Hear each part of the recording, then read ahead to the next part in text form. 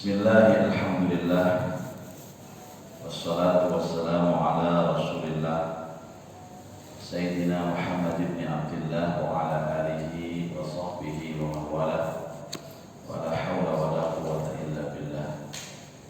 Asyhadu an la ilaha illallah wa asyhadu anna Muhammadar Rasulullah. Allahumma salli ala Sayyidina Muhammad wa alihi wa sahbihi ajma'in. Subhanaka la ilma lana illa ma 'allamtana innaka antal alimul hakim. Rabbi shrah li sadri wa yassir li amri wahlul 'uqdatam min lisani yafqahu qawli. Amma ba'd. Ma'asyiral hadirin wal hadirat, jamaah salat subuh Masjid Baiti Jannati rahimahullah. Alhamdulillah, pagi hari ini Allah mengizinkan kita untuk mengawali aktivitas dengan melaksanakan salat subuh berjamaah. Mudah-mudahan salat subuh yang kita lakukan menjadi jaminan sampai subuh berikutnya kita semuanya dalam perlindungan Allah Subhanahu wa ta'ala, dalam jaminan Allah Subhanahu wa ta'ala, apakah dalam kesehatan kita maupun dalam semua hajat dan urusan dunia kita, dan tetap iman, tetap Islam. Mudah-mudahan istiqomah. Al-Fatihah. Bismillahirrahmanirrahim. Alhamdulillah rabbil alamin. Ar-Rahmanirrahim. Maliki yaumiddin. Iyyaka na'budu wa iyyaka nasta'in. Ihdinas siratal mustaqim. Shiratal ladzina an'amta 'alaihim ghairil maghdubi 'alaihim waladdallin. Amin. Bapak Ibu, kemarin kita menjelaskan tentang golongan pertama yang masuk Islam dan golongan kedua yang masuk Islam. Mudah-mudahan masih ingat. Yang pertama siapa? Istri beliau sendiri, Khadijah. Kemudian pembantu beliau, Zaid bin Harisah. Kemudian sepupu beliau, Ali ibnu Abi Thalib. Kemudian sahabat karib beliau, Abu Bakar As-Siddiq. Kemudian diikuti oleh rombongan yang kedua,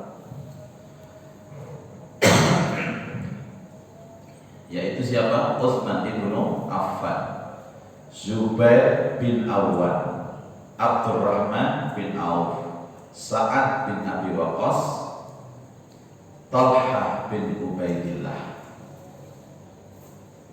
Kemudian diikuti rombongan yang ketiga. Memang menghafalkan nama ini gak gampang ya Pak Bu ya. Kadang-kadang jenengin orang tua ini dewi lali. Orang tua saya cinta Pak, kira nih jenengin ini kok ada Jojo itu. Oh Pak Ijo. Generasi ketiga siapa? Bilal bin Rabah, Abu Ubadah bin Jarrah, Abu Salamah bin Abdus Sa'ad, Al-Arqam bin Abil Arqam, Utsman bin Mahzun, Qudamah bin Abdullah, Ubaidah Al-Haris, Sa'id bin Al-Adawi. Kemudian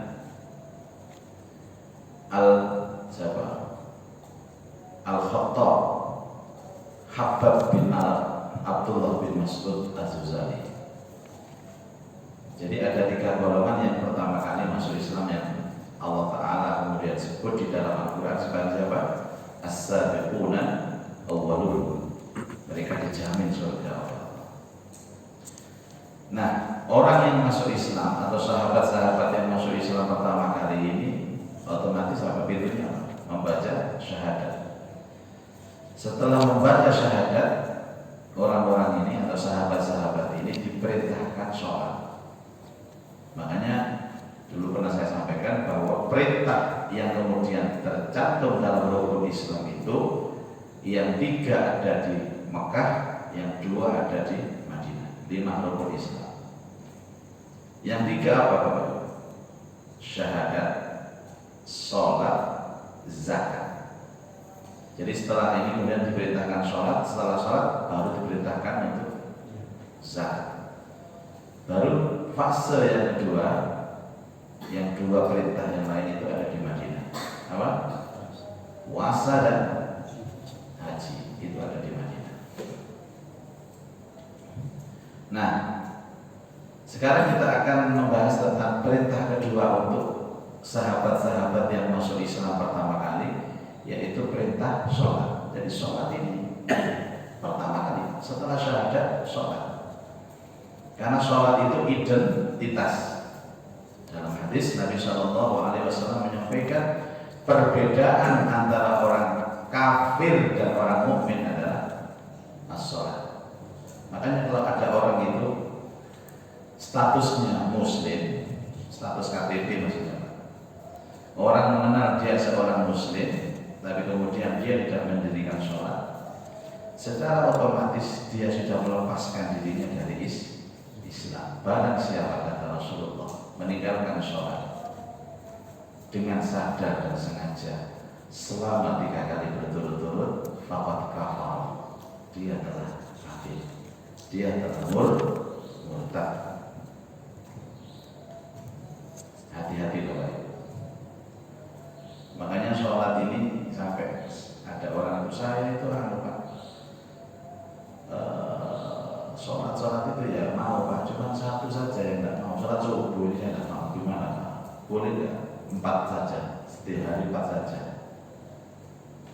Iya boleh, perintah dinyang ini. Saya tidak sanggup Pak, bangun subuh itu tidak sanggup Pak. Rasanya endas saya ini, endas saya itu kayak ada beban 1 ton gitu. Oh gitu ya. Nah, terus saya bangunnya jam berapa? Saya itu ya paling cepat jam 7 saya. Itu istiqomah Pak tiap hari gitu. Tidurnya malam Pak jam 1. Ini aja solusinya. Sholat subuh jam 7 habis. Tidak sholat. Karena kalau sama tidak sholat, sama itu melepaskan diri dari Islam. Ada pun nanti sama sholat itu jam itu subuhan nih, ya urusan sama sampai Allah. Yang penting awak dewi nuturi supaya sama itu gak terlepas dari Islam. Tuh, nopo biasa sholat jam itu, khusus sampai anak sama. Nah, gak bisa utangi jam 4, gak bisa utangi jam 5. Sudah jangan sholat jam 7 saja, tapi niatnya kodok terus. Tapi jangan terus latihan, berusaha. Kalau sudah bisa jam 7, besoknya setengah 7. Hari berikutnya jam 6, hari berikutnya setengah 6. Alhamdulillah. Lama-lama ya ikut ke masjid katanya. Memang butuh proses. Butuh proses. Tapi saya tanya dia, umum sampean itu yo ono pengumuman bahwa akan ada pembagian uang tunai sebesar 10 juta rupiah, tapi harus diambil di masjid jam 4 pagi. Saya sanggup kira-kira, nek mana sanggup loh, sanggup loh nek 10 juta nih, sanggup loh. Pun nanti 10 juta, 1 juta pun sanggup loh. Jadi nabi bedonya nih ini. Itu sering saya ilustrasikan betapa kita berjalan menuju masjid untuk sholat subuh itu tidak hanya mendapatkan 10 juta atau 100 juta atau 1 miliar, bahkan triliun Pak. Cuma gak diketok banget. Tapi kenapa kita ini terus berat? Ya karena tidak wujud.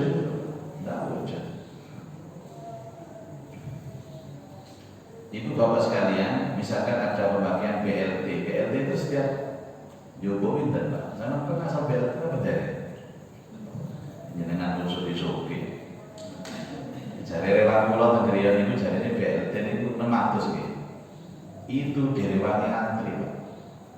Datang dia jam 8, baru terima itu jam 2 siang. Dibilangnya 600.000. Coba sekarang, seandainya BLT itu dialihkan di masjid saja, pengambilannya di masjid dengan syarat jamaah sholat subuh di masjid. Buat masih ini Pak. BLT itu ternyata kantor pos, ternyata kelurahan kecamatan, penuh antrian macam-macam. Kok buatan nonton nih Pak? Diatur nonton yang apa kira-kira? Pengambilan BLT di Masjid Baiti Jannati itu kakak apa panggilannya ini? Hanya 600.000 Pak.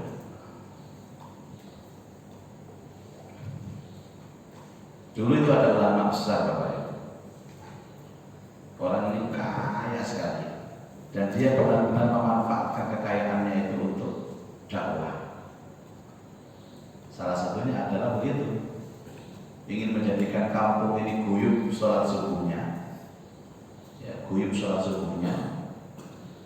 Dia kerjasama dengan takmir, pokoknya yang sholat subuh kasih uang, kasih uang.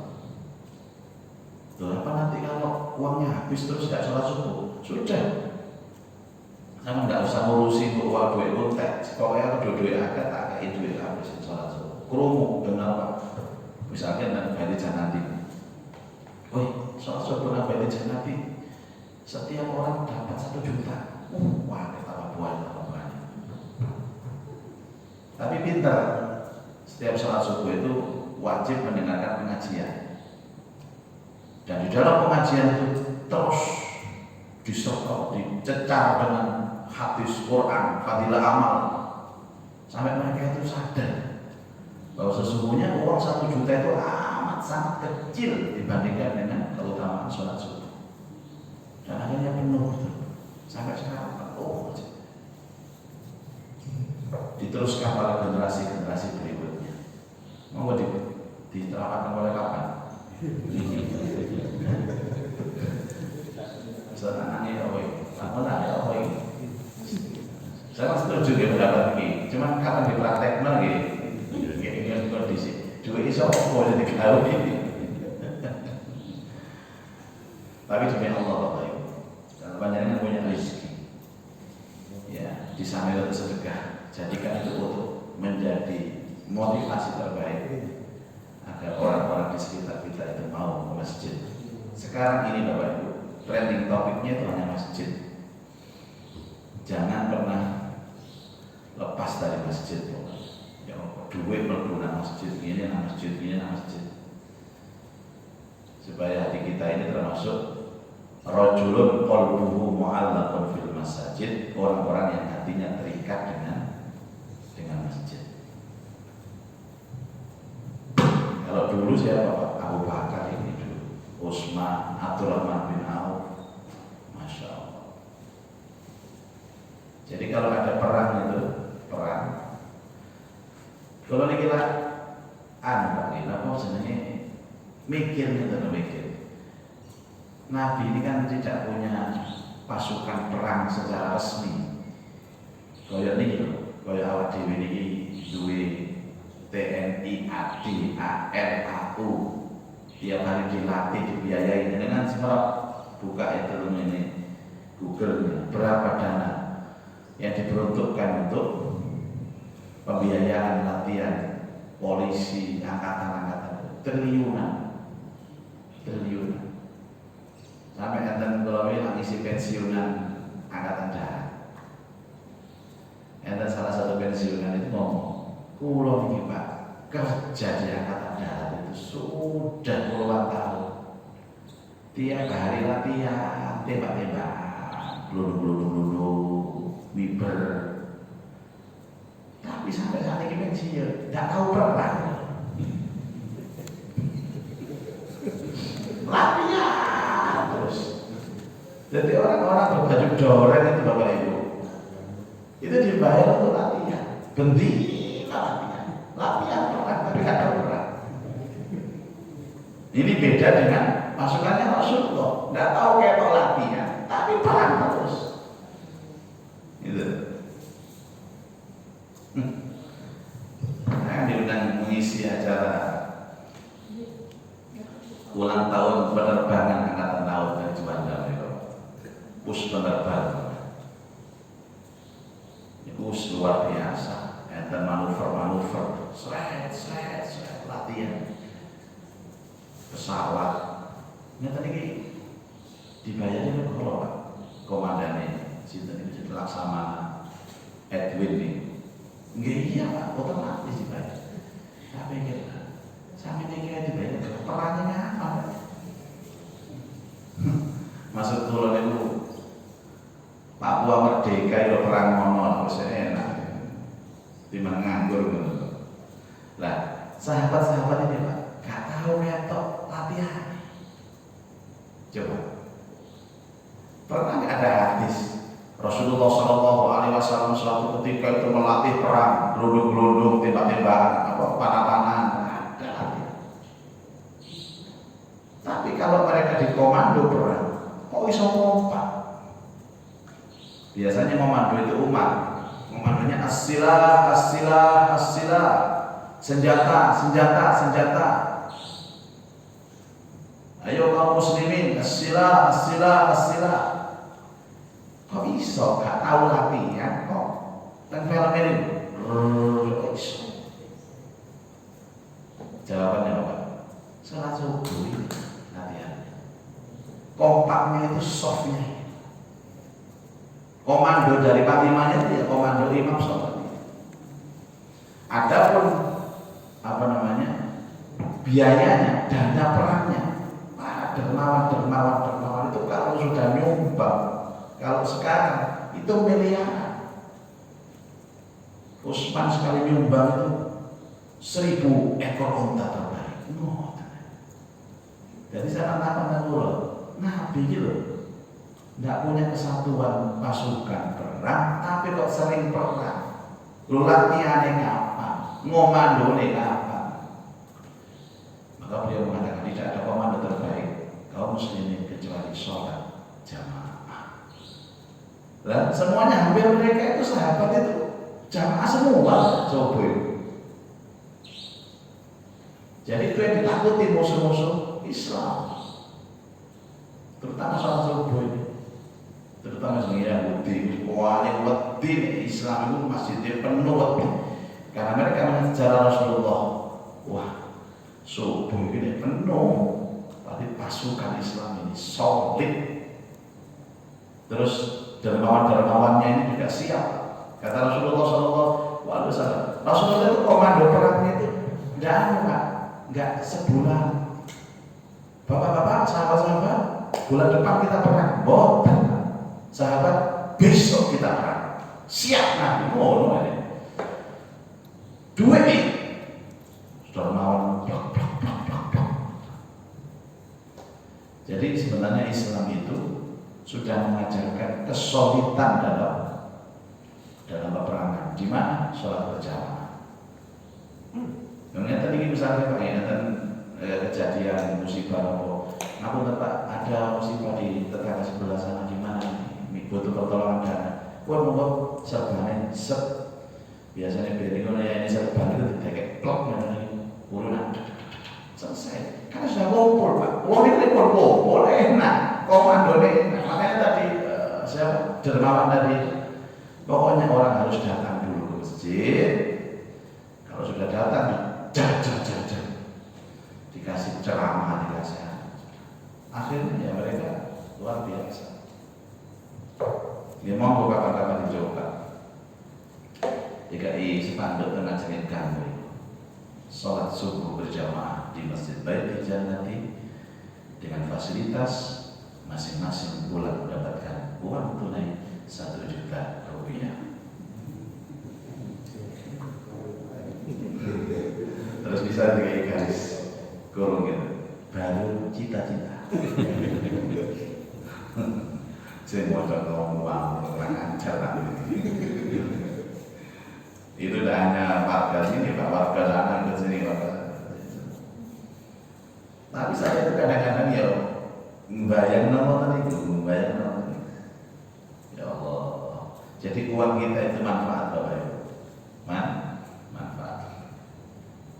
Sebab apa, Pak? Daya tarik terbesar untuk mengajak orang itu cuma satu, sing jenenge 4 huruf.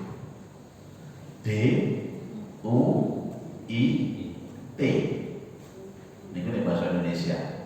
Nih, mriki D-U-I-K, duit. Rasulullah berdoa, Allahumma inni as'alukal huda wat tuqa wal afaf wal ghina. Ya Allah, saya minta punya derajat, punya pangkat, punya kedudukan, dan punya kekayaan. Jurusannya kekayaan itu bukan untuk bersenang-senang, tapi jurusannya kekayaan itu untuk berdakwah di jalan Allah. Itulah potret sahabat-sahabat Nabi Muhammad, para miliarder konglomerat yang pertama kali masuk Islam. Kepingin nggih, ngoten nggih? Masyaallah, semoga kalau sugih kabeh untuk biaya dakwah di jalan Allah. Di antara wahyu pertama kali turun adalah sholat. Muqatil bin Sulaiman mengatakan Allah mewajibkan sholat 2 rakaat pada pagi hari dan 2 rakaat pada petang hari di awal Islam. Itu ada firman Allah, wasabbih bihamdi rabbika bil ashyi wal ibkar, dan bertasbihlah seraya memuji Rabbmu pada waktu pagi dan petang. Jadi kalau saya bisa memberikan urutan-urutan kewajiban sholat yang dilakukan Rasulullah, itu pertama kewajiban sholat tahajud. Ini dilakukan Rasulullah sendiri, belum disampaikan kepada sahabat. Tahajud itu pertama kali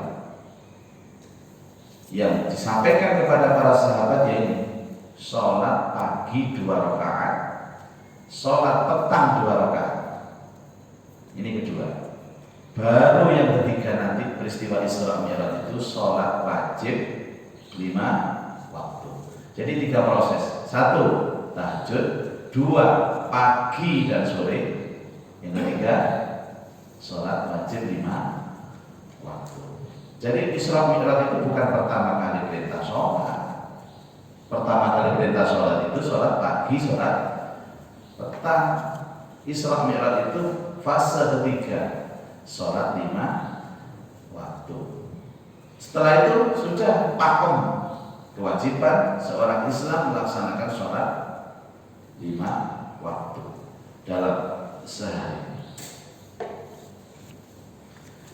Ibnu Hajar menuturkan, sebelum Isra Nabi Shallallahu Alaihi Wasallam sudah melaksanakan sholat. Begitu juga para sahabat. Tetapi terdapat perbedaan pendapat, adakah sholat yang diwajibkan pertama kali sebelum ada kewajiban sholat 5 waktu, ataukah tidak? Ada yang berpendapat diwajibkan pada masa itu adalah sholat sebelum terbit matahari dan sebelum terbenamnya matahari.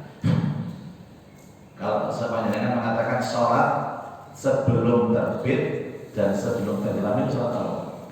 Subuh dan asar. Subuh inilah sebelum terbit matahari. Nek terbit ini duha jenenge ini. Wow, wong niku wow. Subuh campur duha.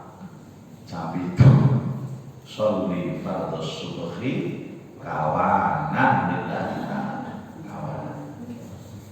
Jadi dulu itu sholat pagi, sholat petang. Kapan? Ya subuh 2 rakaat, asar 2 rakaat. Asar ini kan menjelang tenggelamnya matahari. Bil ashyi wal ibkar bukratan wa asila.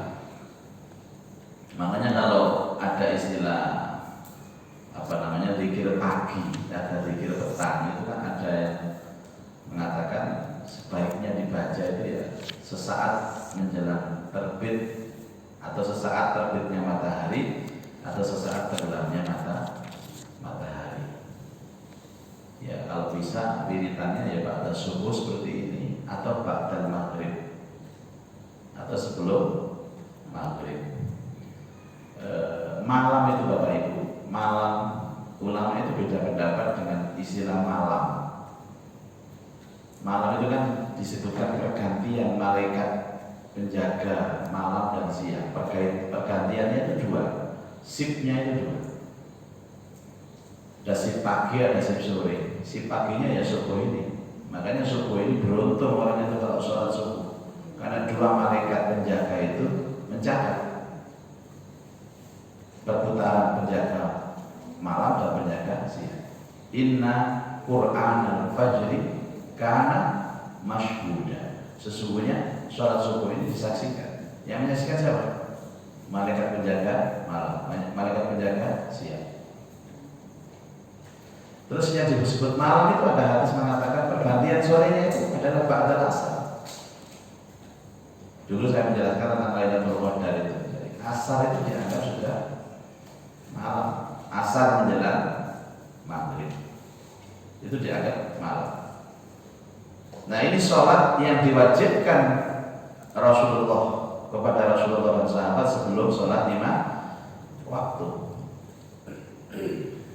Al-Haris bin Usama meriwayatkan dari Ibnu Luhai'ah secara mausul dari Zaid bin Harisah. Siapa Zaid bin Harisah ini Pak? Pembantunya Nabi, orang yang pertama kali masuk Islam. Jadi tahu betul pertama kali masuk Islam itu bagaimana. Pada awal turunnya Jibril datang kepada Rasulullah SAW mengajarkan wudu kepada beliau. Seusai wudu beliau mengambil seciduk air lalu memercikkan kekemaluan. Ibnu Majah juga meriwayatkan hal ini dengan makna yang sama dan juga diriwayatkan dari Al-Barra bin Azib dari Abdullah bin Abbas. Hal itu termasuk kewajiban yang pertama kali diturunkan. Jadi kesaksian dari Zaid bin Harisah, memang Rasulullah sering bercerita, aku telah diajarkan oleh Jibril wudu, bersuci untuk sebelum melaksanakan sholat. Ibnu Hashim menyebutkan bahwa jika tiba waktu sholat, Nabi Shallallahu Alaihi Wasallam dan para sahabat pergi ke tempat yang terpencil, lalu secara sembunyi-sembunyi mengerjakan sholat agar tidak dilihat kaumnya. Ini punya makna berarti sholatnya Rasulullah dari awal turun itu selalu bersama-sama dengan sahabat. Nah, sholat bersama-sama dengan sahabat ini maknanya apa? Berjamaah. Makanya Rasulullah SAW dalam mengajarkan sholat kepada jamaah itu hadisnya cukup pakem, shollu kama ra'aitumuni usolli. Sholatlah seperti kamu melihat aku sholat. Itu maknanya bukan Nabi sholat praktek terus didelokake, boten Pak. Aku sholat kok nang guriku, apa sing tak lakoni melono. Boten kok aku tak sholat ya, kok deloken ya. Deloken itu artinya mereka juga ikut sholat. Jadi kira-kira awal pertama kali Rasulullah mengajarkan sahabat itu Nabi ngimami, sahabat di belakang. Jadi sholatnya tanpa bacaan, gerakan dulu. Saya Nabi takbir Allahu Akbar. Jadi siapa yang menjalan Nabi? Delok rukuk. Ya pertama kali rukuk. Rukuknya itu mungkin ambil dalam Nabi. Ini lagi. Katalah kemana Nabi? Oh sampai Allah. Sujud. Mungkin sujudnya Pak, sujudnya ya dalam Nabi, sujudnya ada dalam. Oh pertama kali belajar. Makanya ini terapan untuk siapapun yang baru masuk Islam dan kita mengajak dia sholat, jangan dibebani dengan doa, tapi bebankan mereka dengan gerakan. Shollu kama ra'aitumuni usolli. Sholatlah kamu seperti kamu melihat. Nah melihat itu kan bukan mengucapkan, melihat kan dengan mata, gerakan. Saya ada mu'alaf masuk Islam. Pak saya belum tahu doanya sholat Pak. Saya tidak sholat dulu ya. Oh tidak usah, tetap sholat gerakannya. Kadang-kadang ada orang yang mengatakan percuma kamu sholat kalau doanya ada apa? Orang mana sih mau tuker? Percuma kamu sholat kalau hanya apa doanya tapi tidak apa artinya. Sopo sih memberi pelajaran banyak tadi? Tidak ada sholat itu percuma. Jadi kan Allah itu sapi bisa. Ada pun nanti doanya berproses. Ada orang sampai sekarang Pak sudah Islam itu sudah 20 tahun sampai saat ini gak sholat. Karena prinsipnya salah. Saya tidak akan sholat kalau saya tidak paham artinya bacaan sholat. Oh, batukmu. Mangkel kalau ngomong dengan ini. Tidak bisa. Ayo zaman Islam pirang tahun zaman ini. Ada yang 10 tahun, 15 tahun. Saya tanya, paham nggak doa sholat? Paham. Gini ayo, tes-tesan. Ketek kok.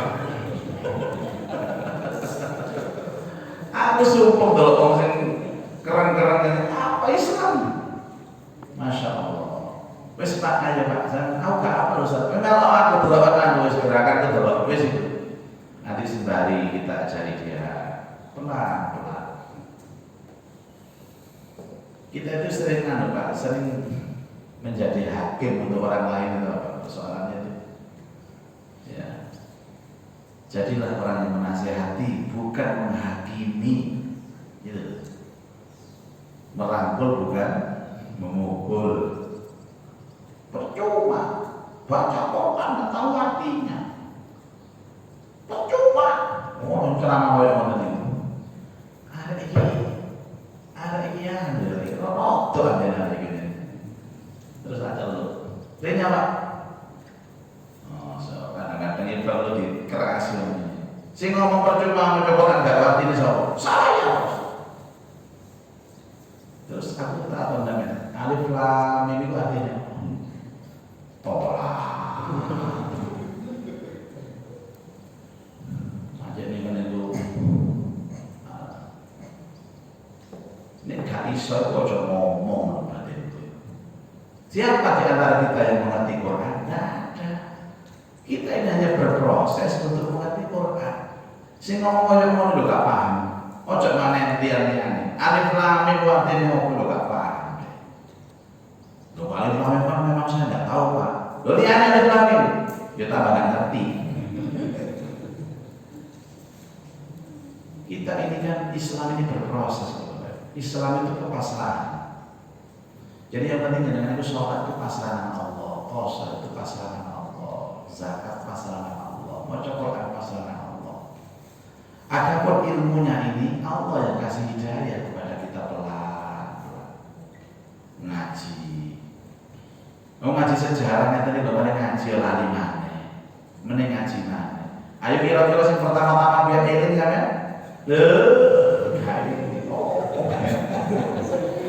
Tapi kan dia masuk di alam bawah sadar, otak kanannya berfungsi, direspon dengan memorinya. Nanti ketika dia pindah kemana, mendengarkan ceramah, ini loh, ini biar tahu-tahu ngomong ini nanti dia, oh nangwane seperti yo, oh nama seperti yo, oh bayi jangan so, sih menyampaikan, oh mujaki. Itulah manusia apa itu. Jangan kita itu menjadi Tuhan dan menghakimi orang. Wa tawassaw bil haq. Ayo berwasiat, memberi nasihat dengan baik sehingga orang itu senang, orang itu termotivasi dan akhirnya bersemangat untuk mengamalkan Islam.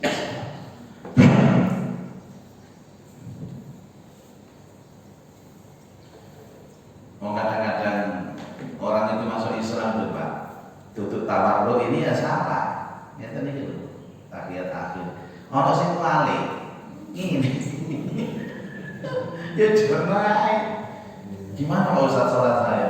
Sudah benar Pak, sudah bagus, tapi wali.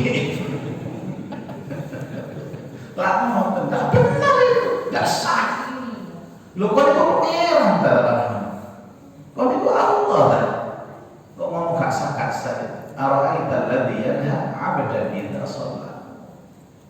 Kemarin di Al-Hijrah saya ceritakan, ini sholat itu begini, wiridannya begini, salawatnya harus begini, pendapat ulama seperti ini.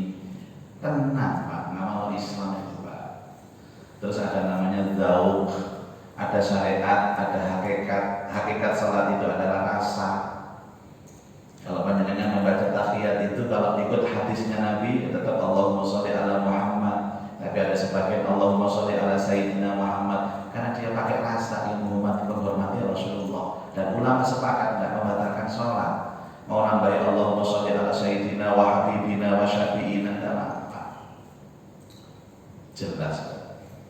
Tidak benar, batal itu, tidak sah.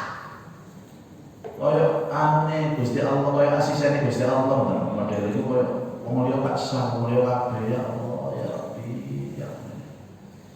Makanya kalau ngaji itu harus pakai pranoto. Pranoto itu perangkat-perangkat yang detail-detail itu harus dipelajari juga. Baik.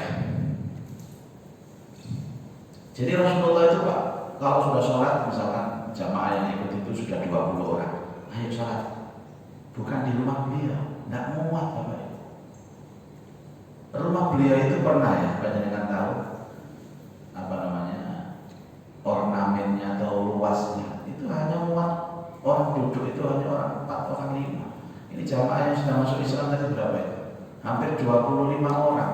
Gak muat diajak ke gunung yang terpencil. Coba bayangin apa ini. Itu artinya apa? Rasulullah SAW dalam mengajarkan orang sholat itu tidak hanya teori, dijak praktek. Kira-kira kalau sahabat bertanya, ya Rasulullah, setelah syahadat seperti ini apa yang saya lakukan? Ayo, berdirilah di belakang. Itu yang sampai sekarang banyak orang itu tidak mau dengan rendahnya sop itu gara-gara itu. Karena Rasulullah sama sekali tidak pernah mengajarkan seperti ini. Dan hadis itu pakem, lihatlah kamu seperti aku sholat.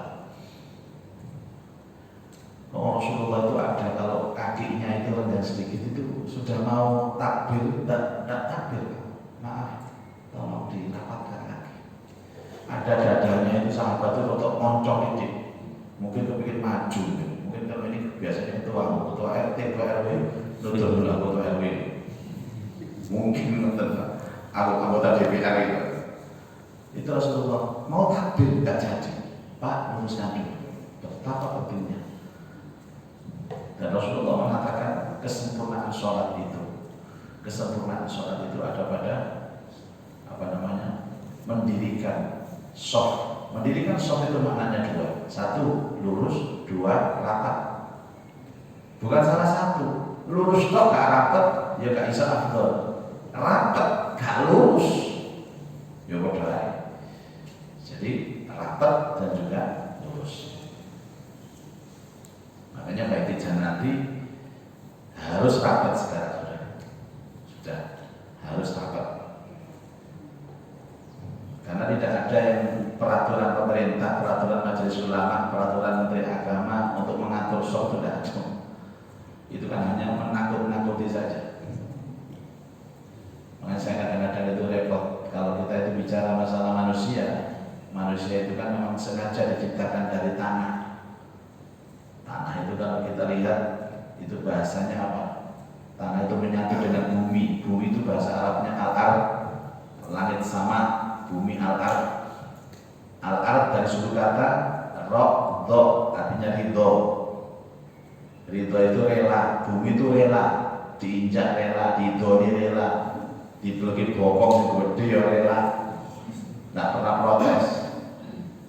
Tapi semakin dia diinjak, diidoni, kalau dia diam, tanah itu kalau didiamkan Pak, setahun mesti mudah, regane mesti mudah. Jadi sama dari tanah menengok, dinyek menengok, difitnah menengok, lah tambah larang regane sampai. Nah, ridho itu rela. Orang rela itu kan tidak pernah protes, sabar, ikhlas. Loh Pak, kalau ada orang itu hidup itu benci terus, marah terus, katanya rela. Dari kata tanah itu rela. Lalu orang itu tukaran terus, ya mungkin dia tanahnya tanya sengketa. Terus enak orang itu senang ini beden-beden ya tanah kuburan. Ya. Kenapa terpencil? Agar tidak dilihat oleh orang lain, tidak dilihat kaumnya. Suatu kali Abu Thalib melihat Nabi Shallallahu Alaihi Wasallam. Suatu kali Abu Thalib itu siapa? Pamannya. Jadi anaknya sudah masuk Islam, bapaknya belum. Anaknya kan Ali, bapaknya belum. Itu pernah Abu Thalib itu melihat Nabi Shallallahu Alaihi Wasallam sholat bersama dengan Ali. Abu Thalib bertanya, Setelah mendapat penjelasan yang cukup memuaskan, Abu Thalib menyuruh beliau dan Ali agar menguatkan hati. Abu Thalib itu Pak, Masya Allah, anaknya masuk Islam itu disetujui, didukung, tapi dia gak mau Islam pertama kali.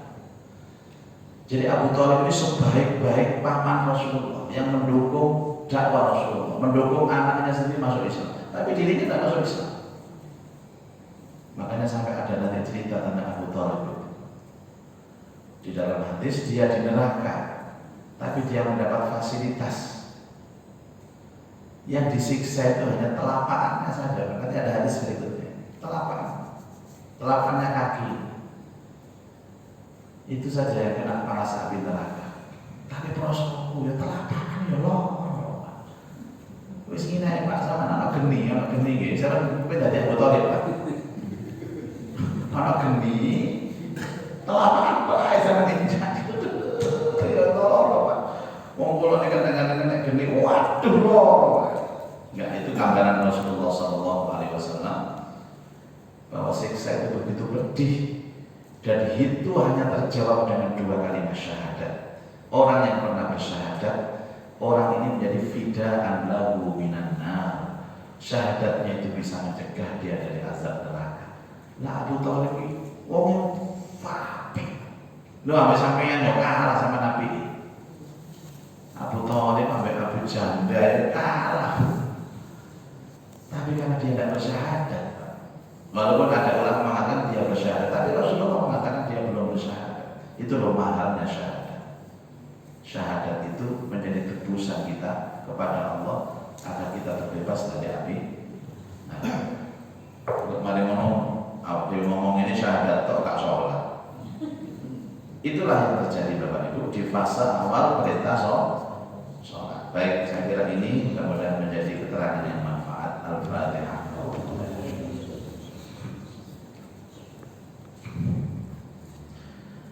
A'udzubillahi minasyaitonir rajim. Bismillahirrahmanirrahim. Alhamdulillahirabbil alamin. Allahumma shalli ala sayyidina Muhammad wa ala alihi wa sahbihi ajma'in. Allahumma anfa'na bima 'allamtana wa 'allimna ma yanfa'una wa zidna ilman nafi'a. Allahumma arzuqna fahman nabiyyin wa hifdzal mursalin wa ilhaman malaikatil muqarrabin.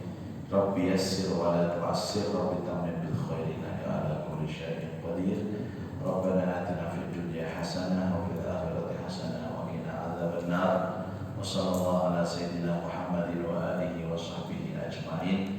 Walhamdulillahi rabbil alamin.